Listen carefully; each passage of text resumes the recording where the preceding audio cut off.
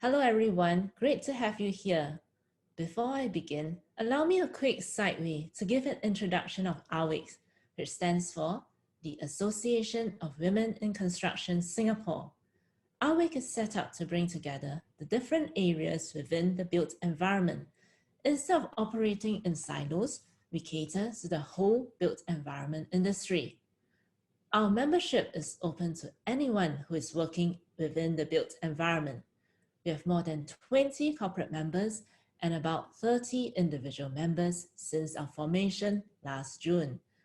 Our corporate members include developers, consultants, contractors, and suppliers. And we have a good mix of individual members from the professional services sector, government and statutory boards, to those in the finance, HR, as well as those in the public relations, all working within the built environment. AWiCS' mission is to retain women in the built environment workforce, mentoring young adults and integrating people within the different sectors of the built environment industry. This needs the support of both men and women, so a very special thank you to the men in the audience for being open-minded and willing to come to listen to us. Thank you for your kind attention. Now, let me get on with the main agenda for today's webinar. The topic for today is Build It, how women can forge the development of the built environment. Our panelists consist of ladies stationed not only in Singapore, but also overseas. And not forgetting the men, we also have a guy in our panel too. Without further ado, allow me to introduce today's first panelist, Sheridan. Sheridan is based in Melbourne currently. She has over 12 years experience working in metropolitan, rural, remote Australian, and international markets, including Singapore, delivering key public infrastructure projects and critical oil and gas projects. She has a background of strong commercial and financial management and project delivery to drive best project outcome in terms of margin, program, quality, and reputation. She has a proven record of building high-performance culture in internationally diverse teams and establishing business operations in an international environment. Sheridan is currently working on Rail Infrastructure Alliance in the state of Victoria in Australia with a project value of 1.8 billion. Sheridan, over to you, please. Thank you, Emily. And thank you to AWiCS and the BuildTech Asia for including me on the panel today. I'm very excited to be able to contribute from being in lockdown in Melbourne. So I will begin my presentation.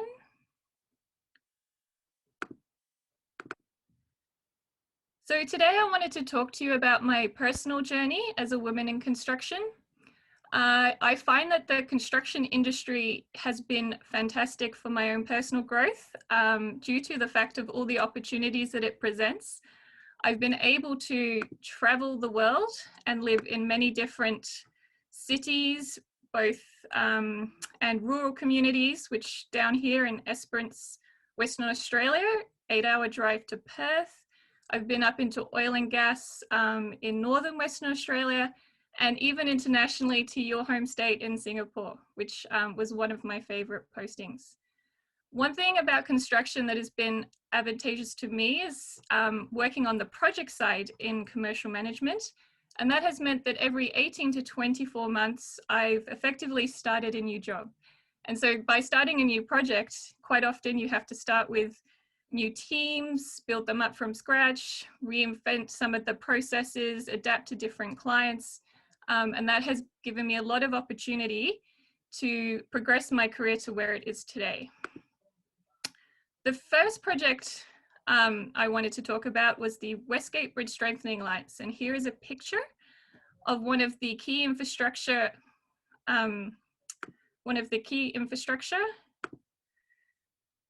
transport routes in Melbourne. And this is our big bridge, which has over 400,000 bolts, which needed to be replaced. It had 1,600 tons of steel fabricated into 80,000 pieces. And this was all to basically give the bridge a bit of a lift and to ensure that it was able to carry the transport volumes into the future, having been originally built in the 70s and 80s.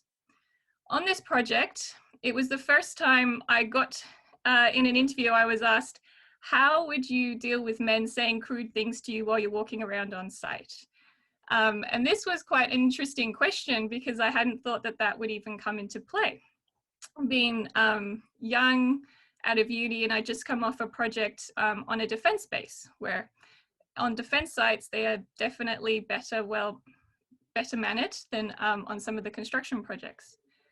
What I found was when I was on this project, that by building the networks within my team, I didn't personally experience any hardships with the rest of the workforce out on site, but I did manage to build some strong key networks and be able to develop a sponsor in the commercial manager at the time, who later helped me throughout my career in being personally invested in what I was able to achieve. On this project, which was almost, 10 years ago now, there weren't as many women in the management team. I would say that there was probably about 10% across the office staff. And I definitely didn't see any women on site, which is a big change in construction today in Australia. And there was only one woman on the leadership team. So there wasn't really much, there weren't really huge numbers there to look up to as to what it could be to be a woman in leadership in construction. But what I did in my role was I actually took the opportunity to take on additional work, and I was actually performing at a role 2 levels above where I was at. Due to the nature of project work, people come and go. And I was able to get recognized for this work on my next project, which was the South Morang Rail Extension. So by being able to step up on the previous project, and given that projects are only sort of that 18 to 24 month period, I was very quickly able to move up a couple of levels through in the commercial stream. So the South Morang Rail Extension project in Victoria was out of the city, and it involved extending the rail network from a brownfields into greenfields, building 3 new stations, 3 major road overpasses, and a new train maintenance facility. And as you can see, unlike in Singapore, most of our railways to date have been built above ground in Australia. So on this project, it was an alliance, which was a different style of contract. And that's where we work in partnership with the government. And what I found that was on these contracts, there was even more opportunity to invest in my education, whilst on the project through different training exercises. And I was put forward for leadership training, and also put forward for some women in leadership training, which was fantastic.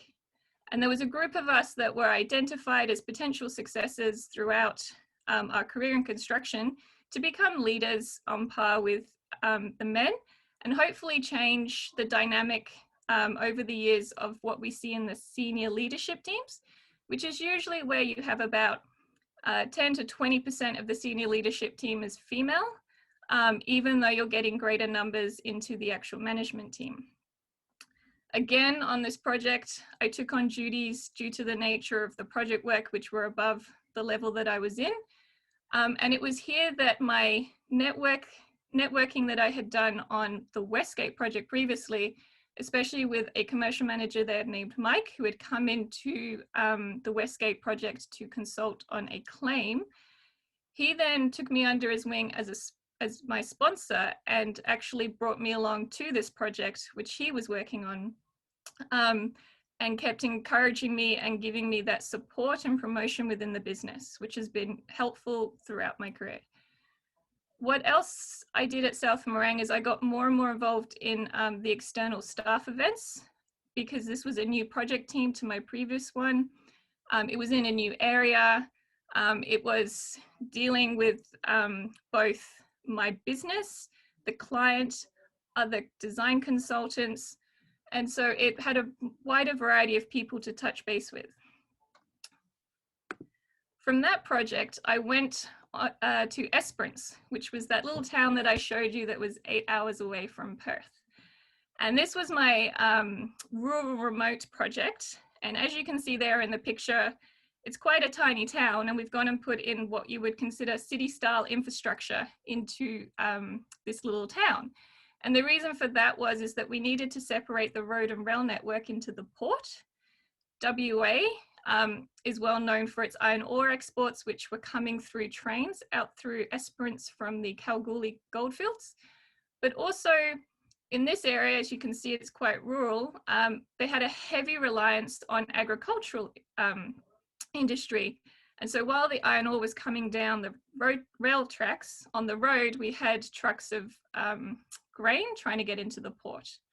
And that is why this small town, almost in the middle of nowhere, but luckily near the beach, was able to get this project. And that was a great opportunity to move from one side of the country to another, take on the management of the commercial team, and really deliver this once in a lifetime project for a community in a location like Esperance.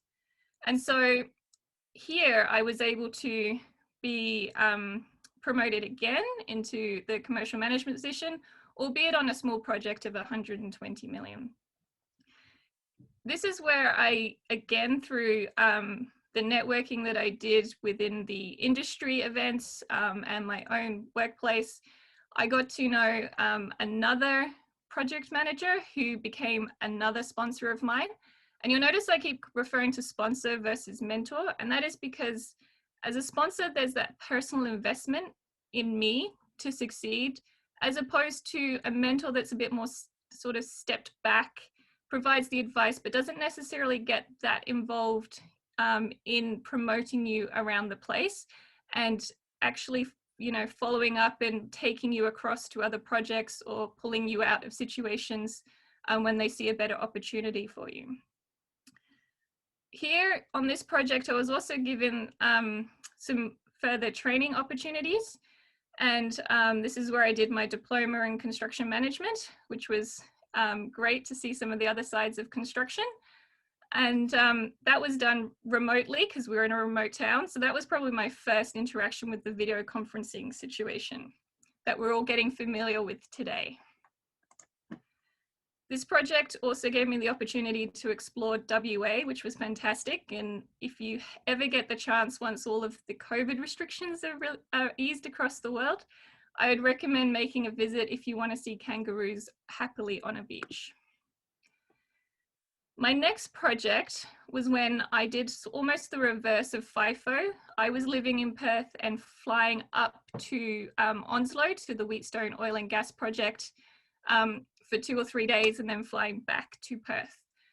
And this was where I saw a bit of a different dynamic in construction on a private client. So Chevron was the main client. We were working for Bechtel, their main contractor, to oversee the build of all the different entities here.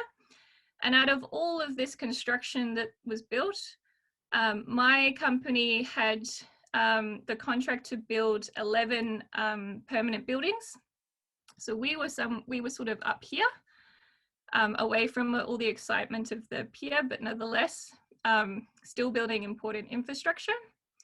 And what was quite interesting was going into this FIFO, flying in, flying out environment, was I saw a lot more women. But when I started to ask what these women do, I found out that the majority of them do the hospitality side, the cleaning side, the security side to running the construction camp for everybody to live in, to then come out to work.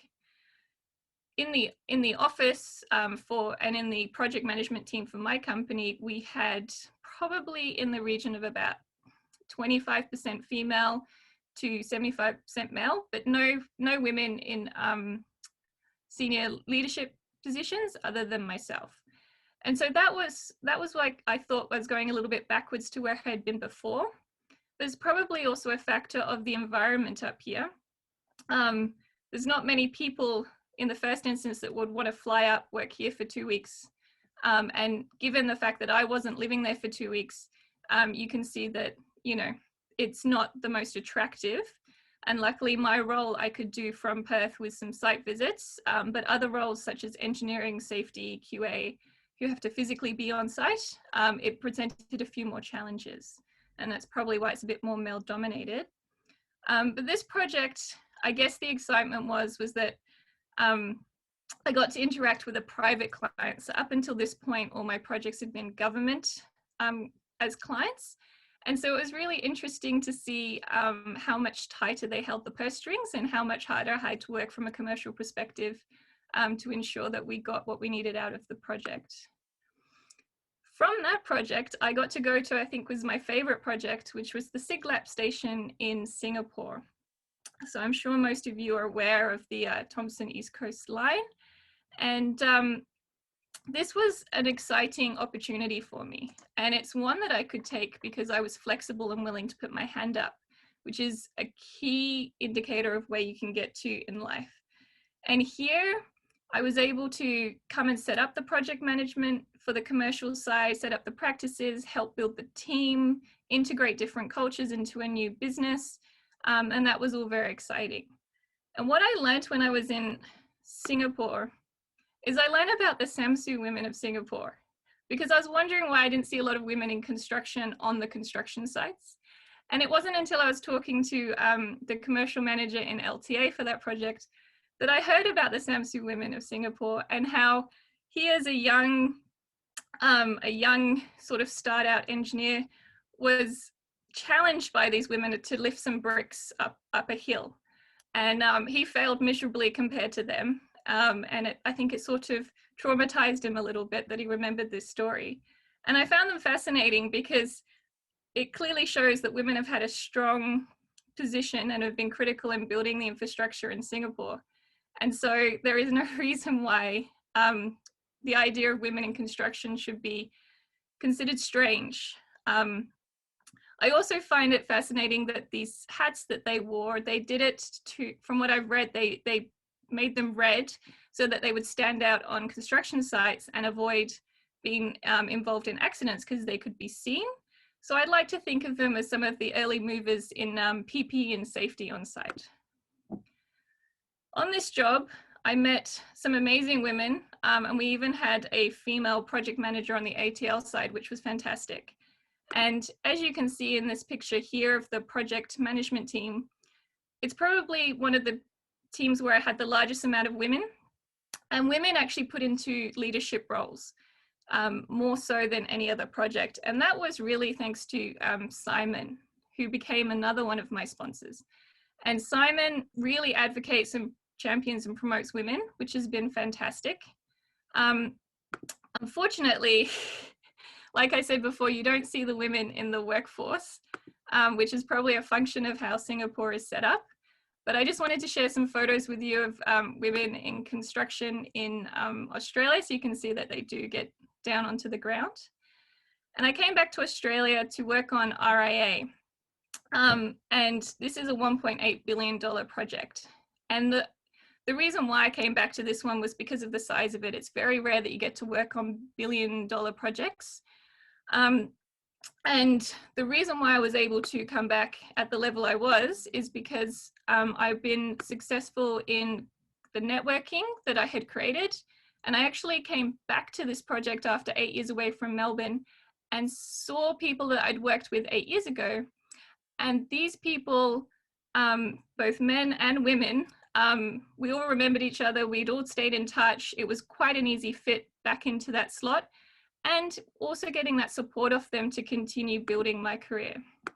These are a few more pictures where you can see some of the women sort of telling the men what to do on site. What I've also found is the reason why there was success in Australia was because of the role of AWiCS, which is the Australian version of AWiCS. And what they did was they championed, empowered women in construction and promoted them since '95. And so I'm excited to see AWiCS getting off the ground, and it's a great credit to Emily and her team for getting that off the ground and moving, because they will play a critical role in helping to support, empower, and promote women in construction. So what I just wanted to leave you with was a couple of things that I would pick out from how I got to where I was to be a commercial manager on a $1.8 billion project. And that is to consider the role of a sponsor versus a mentor in your life. A sponsor is a lot more involved and personally invested to get you across the line. I'd also challenge people to think of signing up not only to mentorships, but how can they turn that mentorship into a sponsorship. But you need to both be able to create opportunities for women coming through, but also women need to look to create them for themselves and take hold of those opportunities presented, such as me moving has allowed me to progress a lot quicker than some of my counterparts that stayed in Melbourne. You also got to think about the network. And as a man, it's very important to remember to invite women that you're meeting in construction into your networks, to invite them along to the drinks, to invite them along to different activities. And it's equally important for women to go and join in these activities and invite other women along with them to help build that networking base, which is critical. You also need to gain the experience of different contracts, different projects, different work environments, different teams, and also be able to put your hand up to train yourself for success. So seek out those training opportunities and do the training. And then last but not least, do your job well and don't be shy about it. Please tell everybody what you enjoy doing. So that's where I'd like to leave it and say thank you again for the opportunity. And I will hand you back to Emily. All right, thank you, Sheridan, for the sharing. Well, this is a live section, so I encourage all participants to ask as many questions as you like. You can put your questions in the chat box or the question box, and we'll address all of them at the end of the fourth speaker. So next up, we have Flora from Hilti. Flora has experience in human resource consulting, and she has extensive experience working on employee engagement, leadership, capability, and building value-centric company culture. Flora has been with Hilti for almost 8 years. She started as a HR business partner, then moved forward to take on a customer-facing role as sales manager, leading her own sales team with yearly portfolio of more than 6 million. She moved up the ladder to take on South Asia Pacific Regional HR business partner. Now she's going to embark on a new journey as head of Learning Center in Singapore for Hilti. She's extremely passionate about her work and always ready to share her ideas on employee engagement and diversity and inclusion, especially in the construction industry. Flora, the floor is yours. Thank you so much, Emily. Just 1 second while I start my video. So I know we're slightly behind time, so I'll go a bit fast if I can. Okay, thank you so much for the introduction.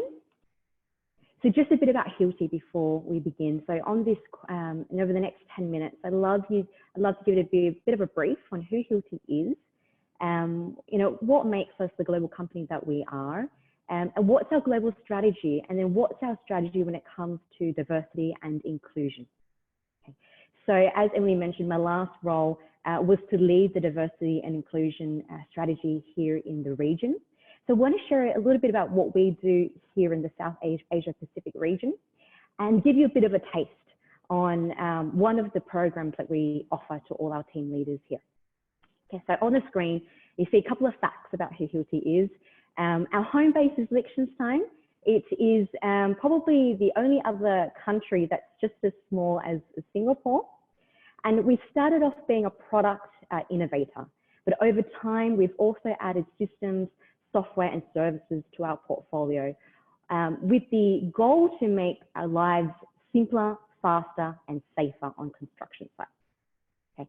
So almost 6 billion in Swiss francs revenue, 30,000 employees, over 120 countries, and we have a direct sales approach in that we have our own sales team that goes to our customers, which means over 250,000 customer contacts a day.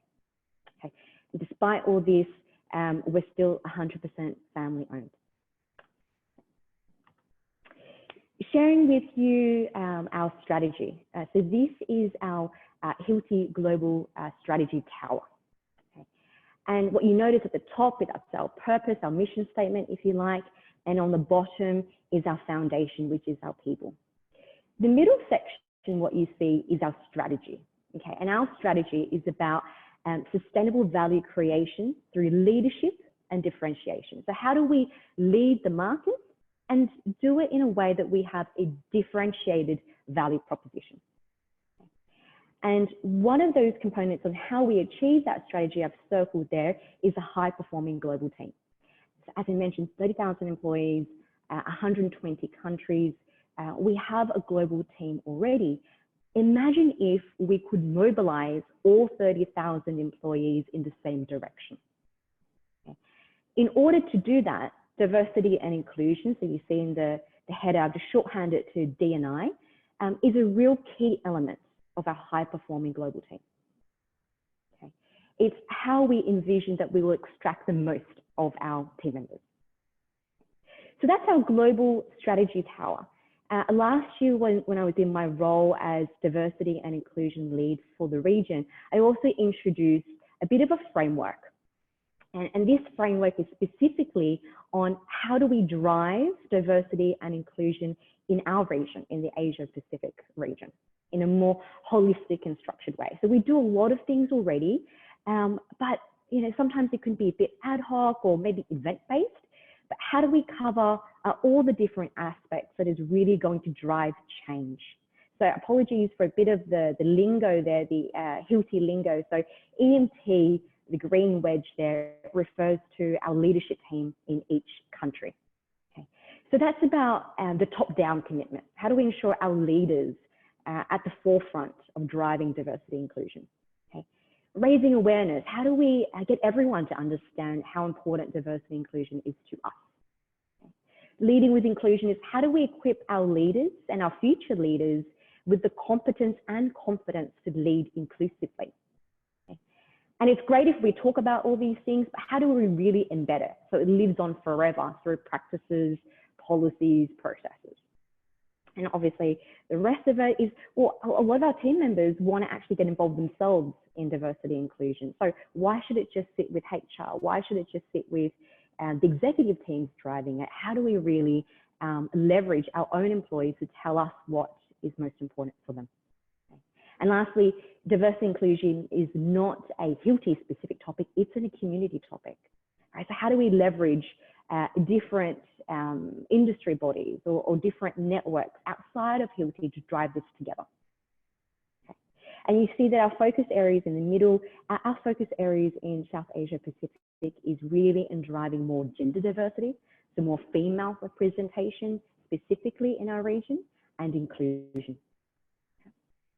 So just around it, you've got a couple of the examples, concrete examples of what I really mean when I'm talking about raising awareness or embedding it into practices and processes or partnering with different communities. Okay. And over the next couple of slides, I just want to give you a bit of an insight on what we mean by Beyond Bias. Okay. So Beyond Bias is a program that we partnered up with globally, an external consulting firm. And we rolled it out from the very top. So we rolled out from the headquarters in Liechtenstein. And we will roll it out leadership by leadership team. And eventually what we would like to do is then share it with all team leaders and team members. Okay. So it's a 4-hour workshop, and it's designed to really help leaders understand, well, what is the basis of unconscious bias? Where does it come from? And how do we manage it? And what are the impacts when we don't manage it? Okay. So I've just got 2 slides to walk you through a bit of the introduction on Beyond Bias. Okay.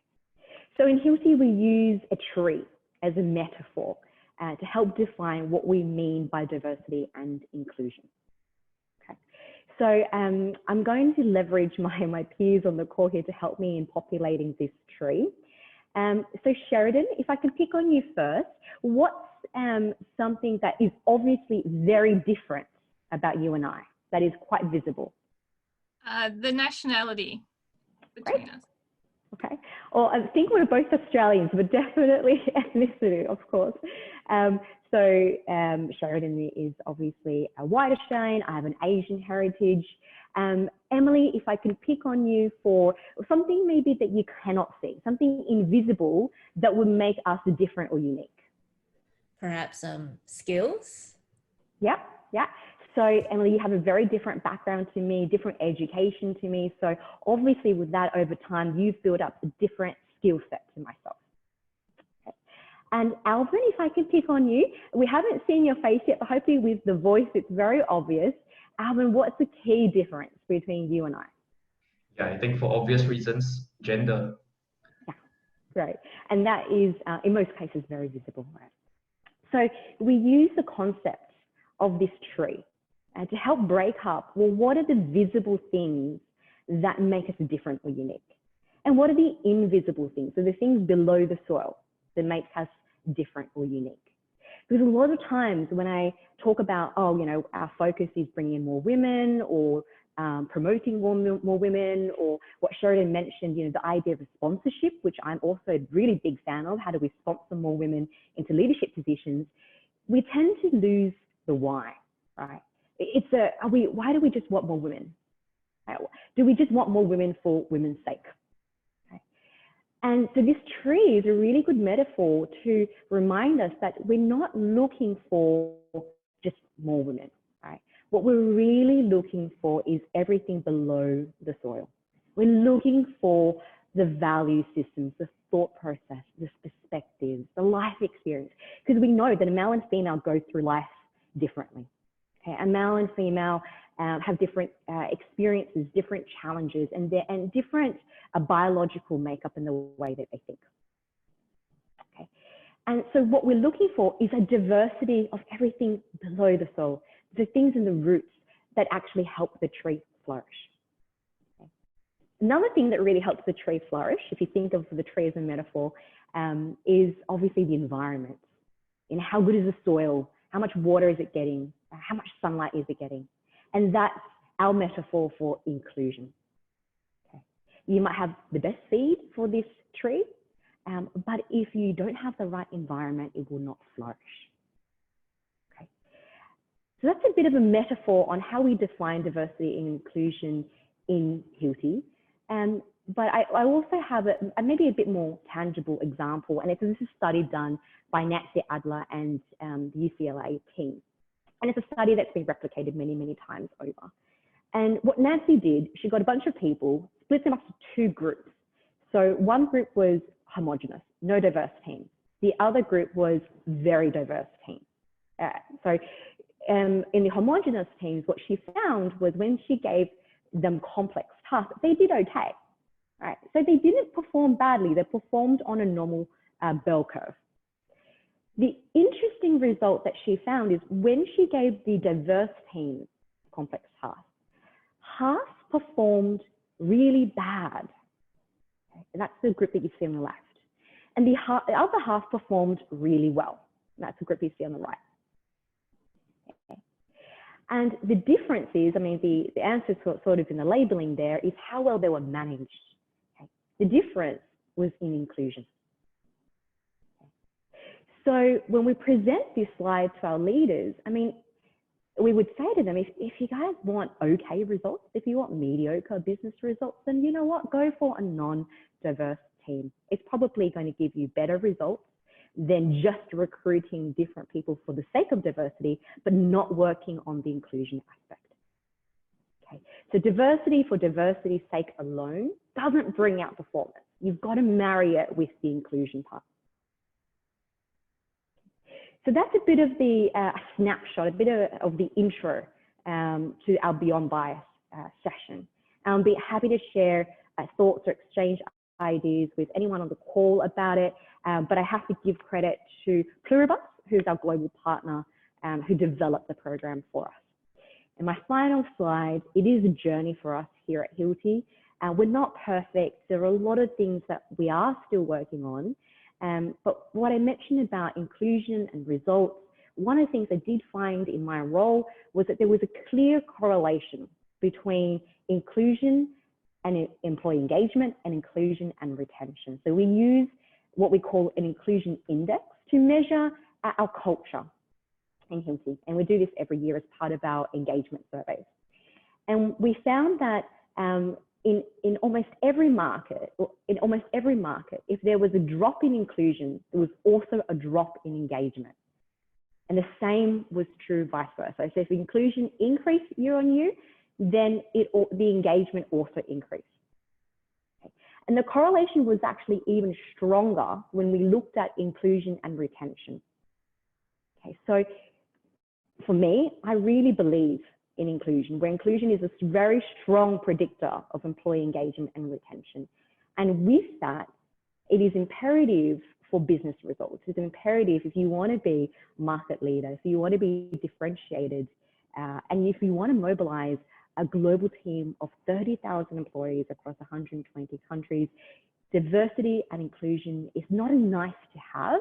Hiring more females, developing more females, retaining more females, and overall more diverse workforce is not a nice to have.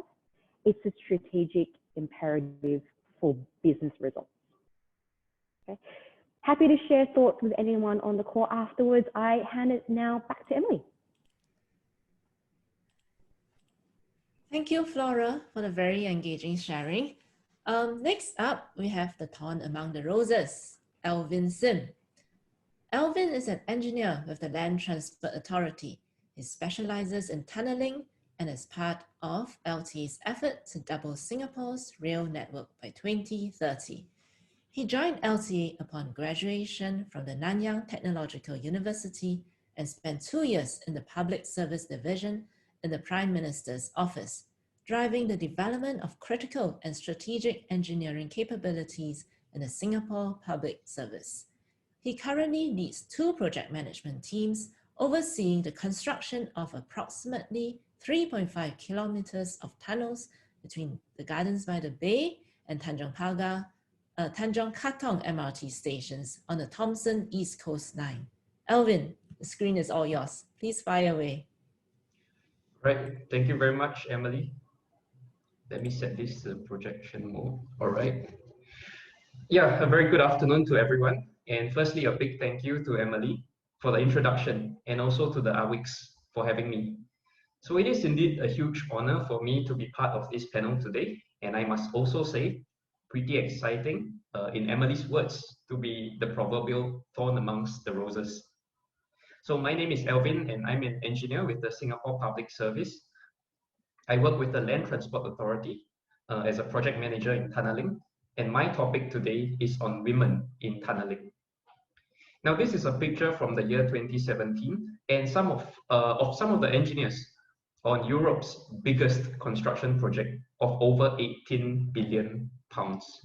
This is the UK's Crossrail project. Now, significantly, almost a third of the engineers on this job are women. So I have chosen this picture specifically for my cover slide because of the powerful message it relays and how far we have come as a society in embracing diversity, especially so in a male-dominated, heavy engineering industry such as tunneling. So I joined LTA as a fresh graduate. I joined LTA as a fresh graduate in the year 2009, just when construction on the Circle Line was completing. So back then I had a very interesting conversation with one of my female seniors.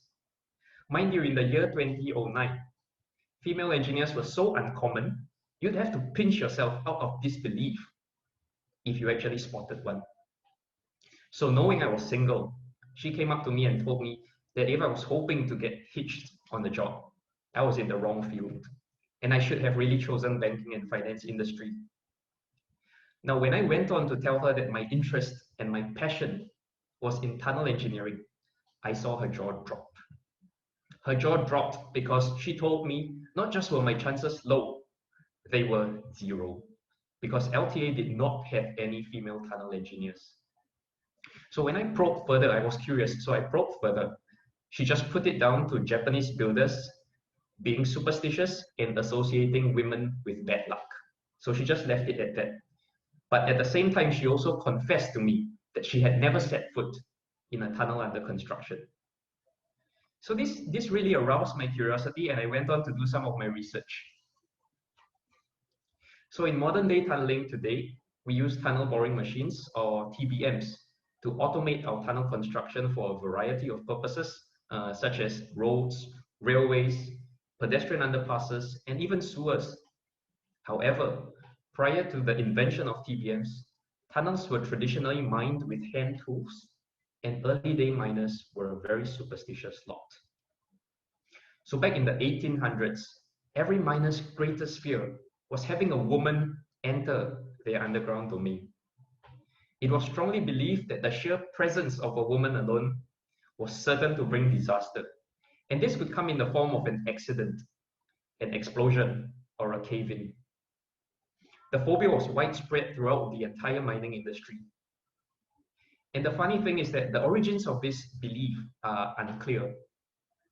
The American miners believed that women would cast spells, evil spells on mines, while the Russians actually held on to the belief that peasants along the Volga River witnessed vampire souls of women leaving their river caves at night in search of prey. Over in Japan, there was the Shinto worship of the mountain goddess Yamano Kami. Yamano Kami took on the appearance of a hideous and malicious old hag, as you can see in the picture on your right. Now, because of her appearance, she was deeply insecure and jealous when women entered tunnels under construction, as she wanted to enjoy the undivided attentions of the male miners. So her retaliation, if a woman was to come and distract the males, was to cause a tunnel accident. Of course, over the decades, the origins of these superstitions, they became even less clear, and stories were just passed down the generations by word of mouth. But this general lack of tolerance for women in tunnels persisted. Now, the big turning point came in the 1970s, and it started with this female civil engineer called Janet Bonema. Upon graduation, this American civil engineer, Janet, she joined Boeing in Seattle. But she became disillusioned very quickly after seeing men who were less qualified getting higher salaries and faster promotions, and she decided to give up and leave after just 2.5 years to travel the world. So after 2.5 years, she had exhausted, completely depleted all of her savings, and she decided to return, and she found employment with the Colorado Department of Highways as an engineering technician with the Eisenhower Tunnel project.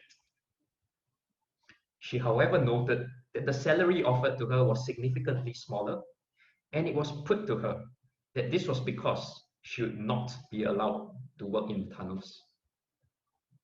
She insisted and insisted that she was qualified to work in the tunnels, and her department's reaction was to create a special engineering technician position for her, which was purely office-based and desk-bound. So in the year 1972, after a year-long investigation, Janet won a lawsuit against her employers for sexual discrimination, which was of course settled out of court. She was escorted into the Eisenhower Tunnel for the very first time on the 9th of November 1972. And on that very day, when she entered the tunnel, 66 male workers walked off the job in protest, although only one resigned. 5 days later, on Janet's second visit, she decided to don coveralls and a hard hat in order to mask her identity.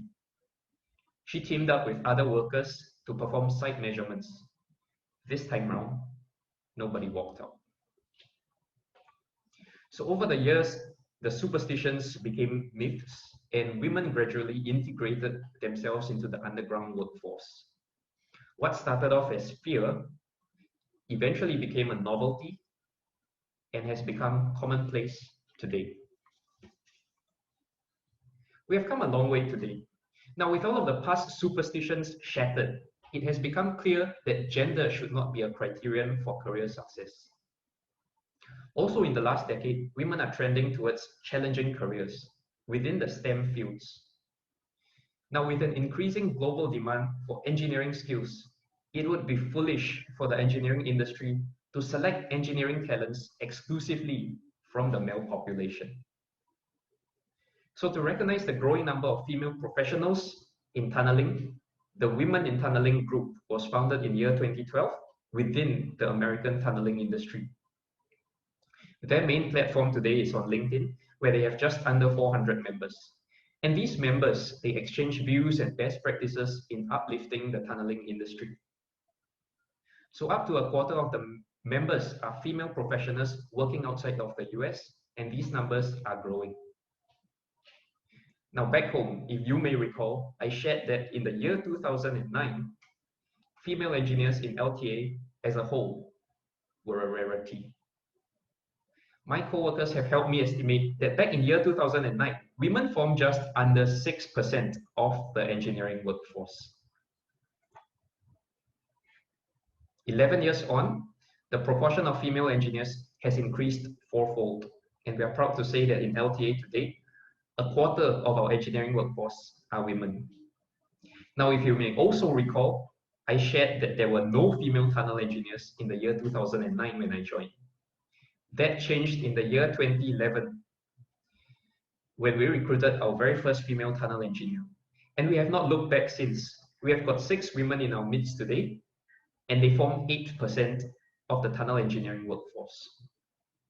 Now, just looking at the pie on your right-hand side, all of these 8 women are under 40 years of age, and they have embarked on very remarkable careers, with 3 of them in managerial positions now, leading engineering teams. It is also worth noting that 5 of them have been with the LTA for over 7 years, with 2 of them being young mothers. So this is really testament to how LTA's pro-family HR strategies have succeeded in retaining these very, very precious engineering talents. LTA continues to embrace workplace diversity and inclusion, and it is my belief that in the near future, the chart you see on the right of your screens will become increasingly similar to the one on your left. So I'll just sign off here and leave you with the beautiful smiles of our 6 female tunnel engineers. Thank you, and over to you, Emily. Thank you, Alvin. It is indeed heartening to know that women are making progress in their development in the construction sector. Next up, our last panelist is Helen Lam. Helen is from Land Lease, and she is Head of Development Practices and Innovation in Asia. Helen has over 19 years experience in property and development environments in Asia and Australia, including 15 years in commercial and retail property management, investment and mixed use of urban regeneration projects across Asia-Pacific regions. Helen's current role oversees the development operations and innovation teams for Land Lease and has been in Asia for 9 years in various senior roles leading highly successful transformation projects, development, acquisitions, strategic management, and commercial projects. Helen has a strong knowledge of technical, operational, legal, and commercial aspects of the businesses. She has a strong track record of success in innovation, change management, leadership, governance, systems implementation, and strategies around commercial and retail opportunities. Helen, please.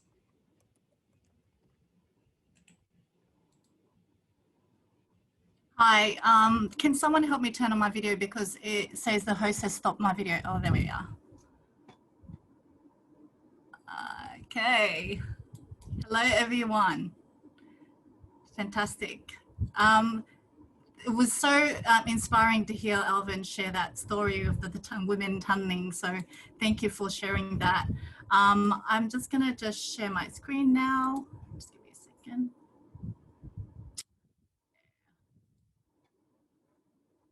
Can you see my screen? Yep.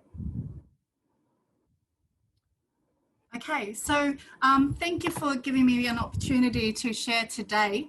I really think this more events like this is just so important, especially women in the built environment. And thank you for the opportunity to also learn from you. A little bit of myself, I was born in Australia, been living in Australia for most of my life, but in the last almost 10 years now, I've been in Singapore. And I currently live in Singapore with my 3 toddlers and my husband, and we love it here. It's really hard times right now because my family is back in Australia and it's a bit hard to come home to them. but being in Singapore, it's been very dynamic and it's been really fantastic experience. You can, if you see me on the road, you can ask me about a few things like pumping in boardrooms. I will share some personal journeys, balancing a lot of things. You might be uncomfortable with some of my sharing. And obviously, I need to also update my role in terms of Synopsis, because I run a global team now in practices that works on urbanization. And it's essentially to connect networks and make sure that we are delivering the best practices in our urban regeneration space across Australia, Asia, America, and also Europe. I've been really strong advocate about women in construction for a long time, and recently around innovation and prop tech as well. And I like to also challenge the status quo a bit. I think it's really critical right now for a lot of industries to connect, learn from each other. And from a personal level, I think that it's more important now than ever, as we are in a medical pandemic crisis and we don't know what's the end of the tunnel at the moment, that the development and real estate industry has a huge opportunity to change our approach and build more and foster more inclusive communities. People always work. People always need somewhere to live. What you can change is, in terms of in the built environment, is the experiences you create for the community. And I think that's why I'm still so passionate about my job. And you know, the trends in around the world at the moment, we still have to look globally but also act locally, and the physical and virtual environments needs to merge. And you know, it's so critical for us to have a really clear understanding of right now when we're building. So I work very much on a lot of projects on master plans, how we deliver efficiently on projects and build the community for our people.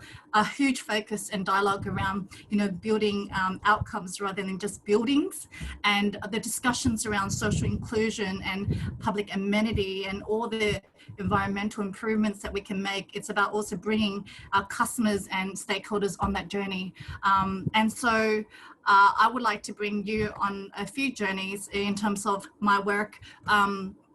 Right now we're crossing over 4 different regions, and we have 113 billion in terms of development pipeline to deliver highly complex jobs. But yes, again, it's very much about the community. It's also about how we actually be clear about the vision and bringing that customer on the journey. So I very actively participate in a lot of workshops to ensure that we're all aligned when it comes to ensuring that we're asking the right questions to our customers and the communities. And so bringing the team on a journey on a large scale project is so important. And it's actually even more, I feel that it's more important now more than ever to also share your personal journey as you're working on projects as well. So a bit of my personal journey. This is a photo I took about 10 years ago, and it was one of my first projects in Singapore. And as you can see, there's very limited women on the construction site. 10,000 workers, more than 10,000 workers. Our partners were government. And the intimidation is real, whether it's one man or many on the site, when you're just, you know, a petite Asian lady sitting on the site. My business had a fantastic support in terms of the work that I was doing, and I very quickly was given a huge role, bigger than I was ready for, as a superintendent lead for the $3 billion project. So yes, imposter syndrome was an understatement. The construction workers look at me like, who are you? And, you know, even government partners look at you in the boardroom saying, you know, why is she here leading the discussion? And people, what I've learned is people will always behave differently, no matter what role or you have and how senior you are, because sometimes it is because, yes, you're a woman. And unfortunately, I try to not convince myself that that sets me back. It does not. And how I overcome some of those criticisms or even, you know, those challenges is to just continually believe driving the passionate outcomes that you believe in, making the right decisions. And so many times I would fly to, when I was very heavily pregnant, to our projects and run workshops and whatnot. This is a picture of me 8 months pregnant in Shanghai, working on one of our senior living projects, Idle Gardens. And many people ask me, why are you even here and standing the whole day over 3 days, heavily pregnant? And it's because I love my job, and because we can really make a huge difference. And yes, I didn't believe I was pregnant sometimes because I still climb mountains. This is a photo of me in Kota Kinabalu. Yes, people are saying that must be very dangerous, but some changes need to be made small and tiny when it comes to life. And I believe that we all play a role in changing some of the beliefs in how people behave. Part of that is also, you know, being authentic, and it requires us to be vulnerable and transparent. And this is me presenting. Obviously, you can see there, for those who are mothers or daddies, you'll recognize that that's a breast pump next to my my table, because I constantly was trying to feed my baby whilst working and studying. And sometimes people would feel very uncomfortable about it. But when you're running workshops all day, you have no break, sometimes it is, you need to feed your baby as well. So despite uncomfortableness and criticism, I've been able to have a work environment where, you know, you're judged less just because you have another job, you need to feed your baby, you're at work, but you still want to do the best for your baby. So often enough, I am strapped on like this, in a meeting room, talking and presenting. And if we don't have a break, well, then I actually have to pump. So I think part of that, not everyone will be comfortable doing that. I'm not encouraging that every mother do that, but part of that is also, you know, you got to do what you got to do sometimes, and that is not always easy.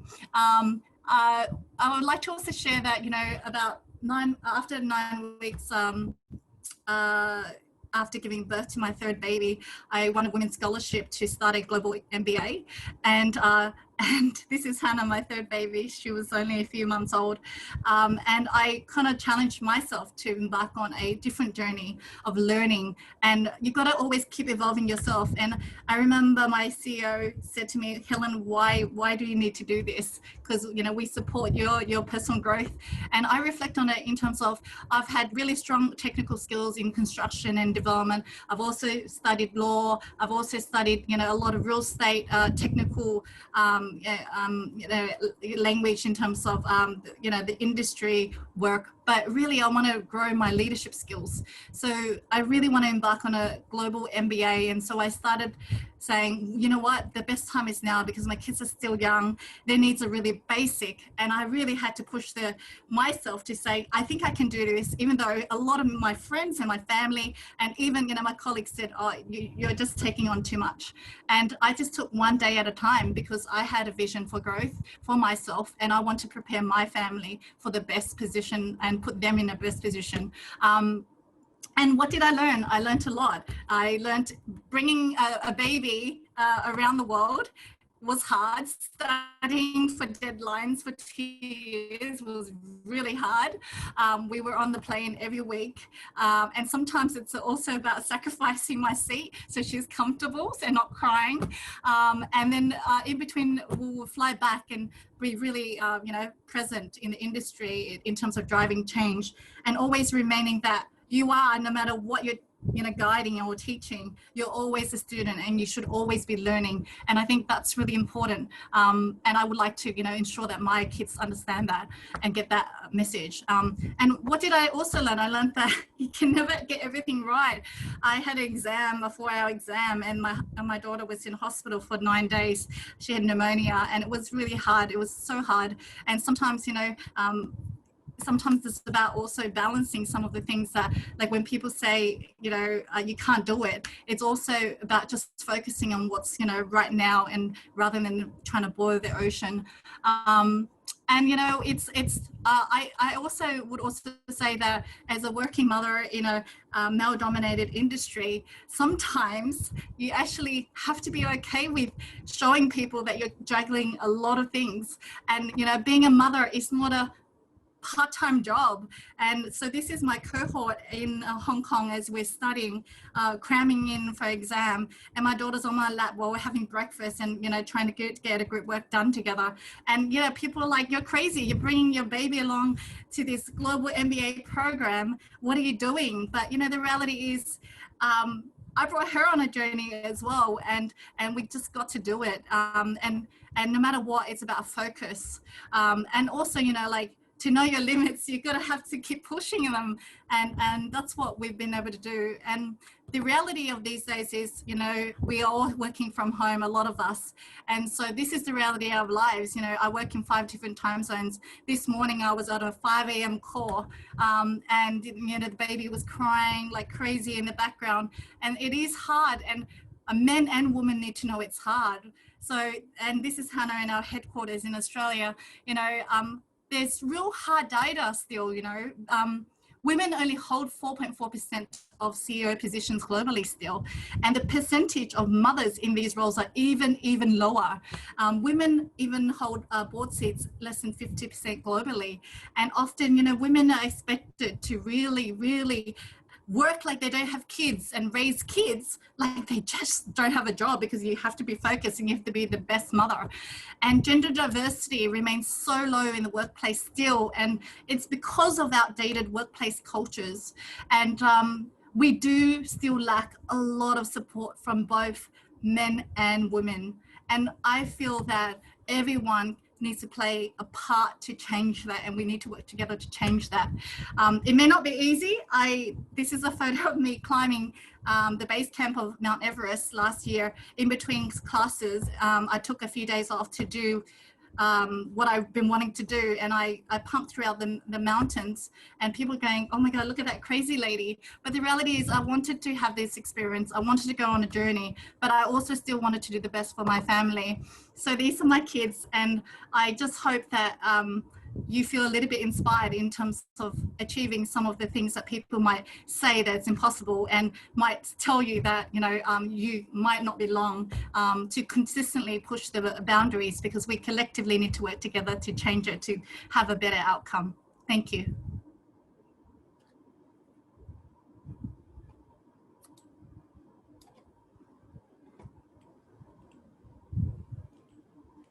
Thank you, Helen, for the sharing with your experience as a new mother and a motherhood.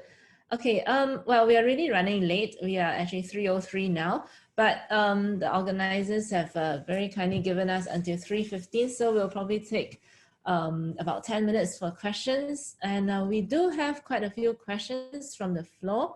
The first question for Sheridan: could you share with us how to identify a mentor and how to invite him or her to be your mentor? Sheridan, please. So firstly, always look out for what your company is offering in mentorship programs. But secondly, identify someone in management that you look up to, you feel you've got some connection for, you can learn off, and go and approach them and ask them if they would consider that. And then once you have them as your mentor, turn them into your sponsor so that they feel invested in your career path as well. All right, thank you. And we have another question next for Flora. What could be the main reason for the drop in inclusion rate? Flora?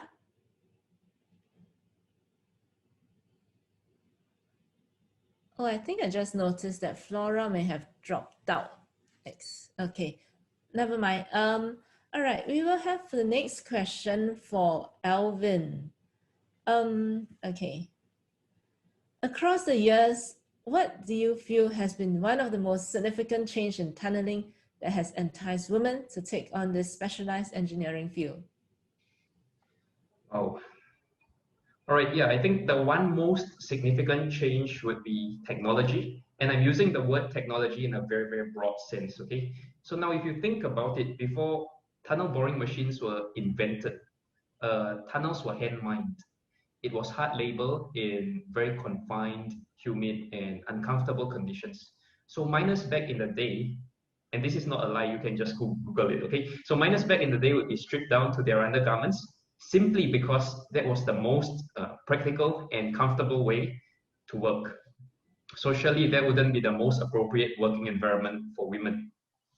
So even if you were to put superstition aside, you remember I shared with you all about superstition, right? These were obviously not ideal or appropriate conditions for women to consider mining as a profession. However, with our modern day TBMs today, much thought has gone into the safety and the well-being of the construction team. So basically work is carried out in the safety of the TBM's shell. And we've got chilled air delivered to the working area, and the working environment is extremely conducive at around about 28 degrees Celsius. So not only is it conducive for women, but also for the workforce as a whole. So really, projects are now able to focus on putting together the best engineering brains, regardless of gender, to deliver value for the projects. Thank you, Alvin. Okay, I think Flora is back. Oops, again, I think her network is a bit unstable. Okay, but never mind. All right, we still have some more questions from the floor. How do you attract women to join the construction industry? Many are not enrolling in building-related degree courses in the universities. So anyone wants to take that? Sheridan. I would encourage people to share the story of what the opportunities are. From what you've heard from me, I've moved all over the country, across internationally into Singapore and back again, and it's given me such opportunity to travel as a personal note. Also, by selling the story of how you're able to navigate your way up through the ranks, so to speak, in the workplace in construction, I think also gives women the idea that it's possible. So that's why I really would encourage people to get out there and sponsor, and then tell the stories of sponsoring women through and how you've been a recipient of that. And also getting the network. So AWiCS is a great place and a great safe place for women entering the industry to go to for advice and support, to build some friends and to start building those networks and see a real future and meet some of these amazing women like you've got on the panel, who are able to just show you that it's all possible. Yes, thank you, Sheridan. All right, next we have another question for Alvin. Yeah. Having seen female engineers join your team in recent years, what is your impression of women in the construction, and how do they function and how do they perform in their jobs? I can definitely speak from experience because 2 years ago, I had a female engineer join my team. I think as you all know, this engineering field is, I think we have to acknowledge that it's still a very male-dominated environment. And when it's a male-dominated environment, you know that conflict resolutions can only go one way. It's always about who has the louder voice, who puts his foot down stronger during the meetings, who comes across as more aggressive. That's just the only one conflict management style. I'm trying not to stereotype, but that's generally how arguments converge in a male-dominated environment. And this is not necessarily the most productive solution for a lot of projects. What I've experienced having females on the team is the diversity they bring on board in terms of the soft skills. They do not necessarily see banging tables and talking in loud voices as a solution. They believe in collaborative approaches. They believe in taking one step back. They believe in identifying solutions, co-creating solutions, and just moving forward as a team. So yeah, I think that's really the biggest eye-opener for me. Yeah. Of course, without trying to generalize. Yes. All right. Thank you, Alvin. Helen, we have a question for you. How do you get others to support or consider you in a leadership position? I think the obvious question and is often the one that we miss a lot in is to tell your leadership team. And don't assume anything. When I sat down with my CEO and I told him I wanted to go global MBA, and my direct boss, he said, why? I thought you just wanted, they were very supportive, and I do love working with them. But they did say, you're a mother of 3 kids. Don't you just want to have a work-life balance? Like, I thought you were happy doing what you're doing. And I said, I am happy doing what I'm doing, but I still want to grow. I still want to be given the leadership opportunities, and I do want to be considered for what's available. So they were very supportive, but they were very surprised. So, you know, don't assume that people know, and don't assume that, you know, they're going to be handing you the promotions or the leadership opportunities. You need to put yourself out there and tell your organization what your aspirations are and make a plan. All right, thank you, Helen. Okay, Flora, you're back. Okay, we have a question for you here. What could be the main reason for the drop in inclusion rate? Really good question. We use Concentric, or I think they used to be called Aon, for our engagement surveys. And as part of our engagement survey, there is what we call the Inclusion Index. Inclusion Index is made up of 6 questions. But what I can see is that the key questions or the key factors that determine an inclusion drop is usually related to senior management. Okay. Those are usually the biggest drivers. Obviously, there's other questions about, you know, do we capitalize on everyone's strengths? Do you feel free to voice your opinion in your work environment? But really the key drivers in inclusion is the senior leadership team. Do they communicate openly and transparently? Do they act on suggestions?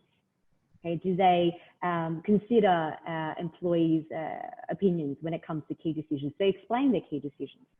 So the senior leadership team is usually the biggest driving force behind inclusion, and that's why we have so many leadership trainings, and the Beyond Bias is all targeted towards that leadership level. All right, thank you, Flora. Actually, we have still many questions, but I think we're already running out of time. So I think what I'll do is just we would actually take your questions, and then we'll reach out to you directly through email after the webinar. Maybe just let me do a quick summary. Well, we started with Sheridan talking about the National Association of Women in Construction in Australia and how that has helped to champion women, and how that has and how our AWiCS Association of Women in Construction Singapore, well, we are poised to be the same locally. That was followed up by Flora, who shared with us how her company Hilti has embraced diversity and, more importantly, inclusivity. We then had a ton among the roses, the very brave Alvin, who was willing to accept the speaking arrangement despite knowing that he would be the only man in the panel. He shared with us the journey of women in the specialized engineering field of tunneling, where it was previously a taboo to have women, to now including women in this field of engineering. And wrapping up the panel discussion with Helen, sharing with us gender equality, equal opportunities for both men and women, and balancing between corporate leadership and motherhood. So before I pass this over to the MC Mandy, allow me to inform you of our next few events.